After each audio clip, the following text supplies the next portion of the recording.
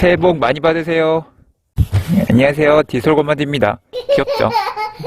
아직 2022년이 전혀 익숙해지지 않았는데 어느새 2월이 됐습니다. 구독자분들도 새해 복 많이 받으시고 올해 하시는 일 모두 잘 되시기 바라겠습니다.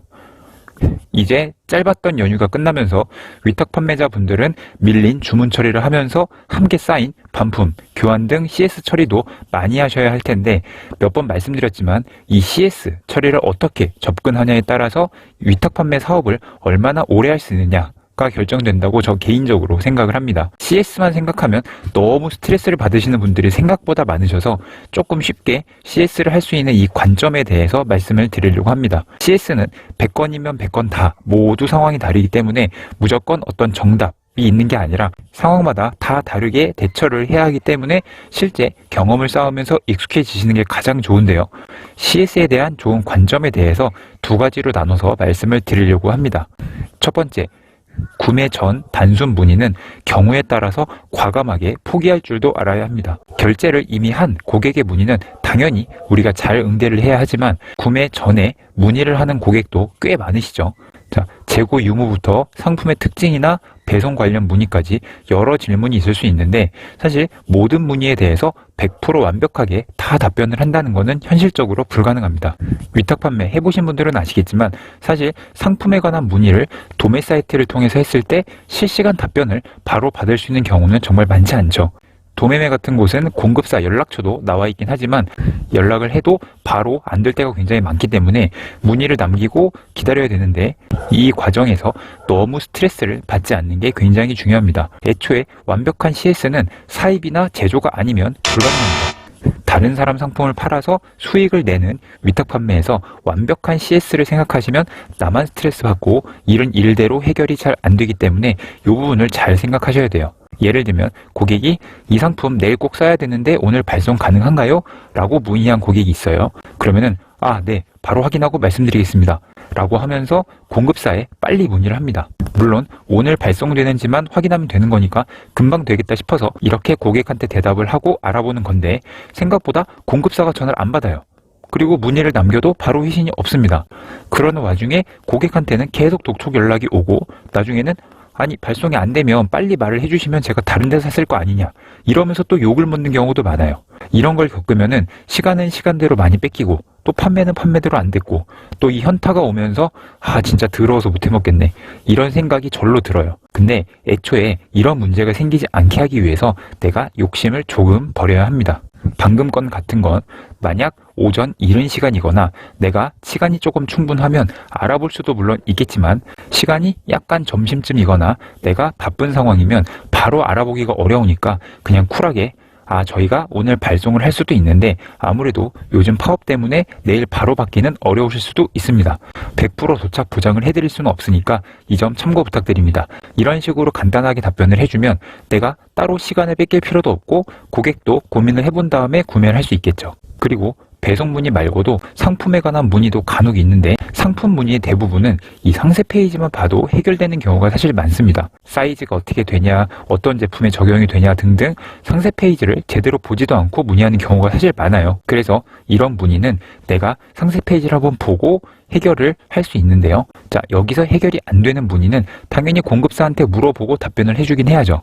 근데 이 과정이 생각보다 오래 걸릴 수 있다라는 거를 미리 생각해 두시는 게 좋습니다. 아무리 별거 아닌 작은 질문이라도 그냥 무언가 공급사에 물어보면은 최소 반나절 이상은 그냥 걸린다라고 생각을 하시는 게 애초에 편해요.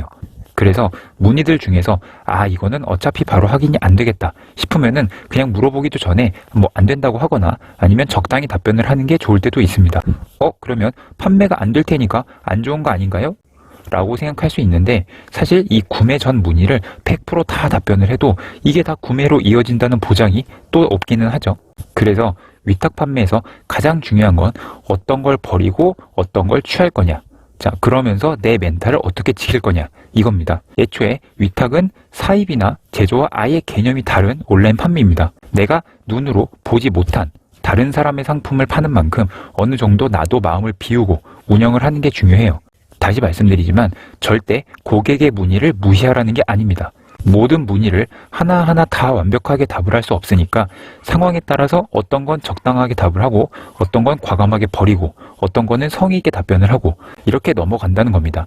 자, 모든 문의를 100% 판매와 연결시키려고 노력을 하다 보면은 정작 위탁 판매에서 가장 중요한 상품을 가져오고 데이터를 가공하고 상품을 올리고 삭제하고 이 작업을 할 시간이 너무 부족해져요. 어차피 완벽하게 못하는 CS에 너무 많은 시간을 쏟지 말고 스트레스를 최소화하면서 더 중요한 일을 해야 된다는 겁니다. 어떤 느낌인지 아시겠죠? 두 번째, 반품 교환은 고객의 상황도 물론 중요하지만 내가 손해를 보는지 안 보는지 이 내 입장이 가장 중요합니다.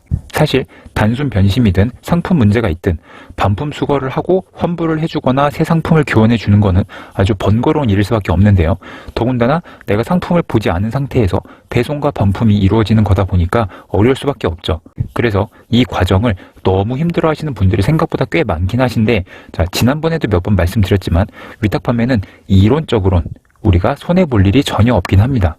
단순 변심은 고객이 부담을 하고 반품을 하는 거고요. 상품에 문제가 있는 경우는 공급사가 부담을 하는 거니까요. 물론 경우에 따라서 이런저런 복잡한 상황이 생겨서 스트레스를 받긴 하는 건데요. 자, CS 처리하실 때 다른 것보다 내 입장에서 환불을 모두 받을 수 있는가, 이거를 먼저 생각하시는 게 굉장히 중요합니다. 그리고 배송비는 경우에 따라서 내가 부담을 할 수도 있고 아닐 수도 있긴 하지만 이 절대 상품 금액, 이 상품 가액 자체에 대해서는 반드시 환불을 받는다라는 걸 꼭 기준을 가지고 생각하시면 좋겠어요. 그러면 구매 후에 CS 단계를 정리해보면은, 자, 구매 후에는 총 3단계로 나눠지는데 1번 상품 발송하기 전, 2번 상품 발송 후에 도착하기 전, 3번 상품 도착 후, 이렇게 1번에서 3번 중에서 언제 주문 취소나 반품이 생기냐에 따라서 대처하는 게 다 달라지는 건데, 말씀드린 것처럼 가장 중요한 기준은 내가 손해를 볼 가능성이 있냐 없냐, 요거입니다. 내가 손해를 보지 않는 CS는 아무 스트레스 없이 할 수 있으니까요.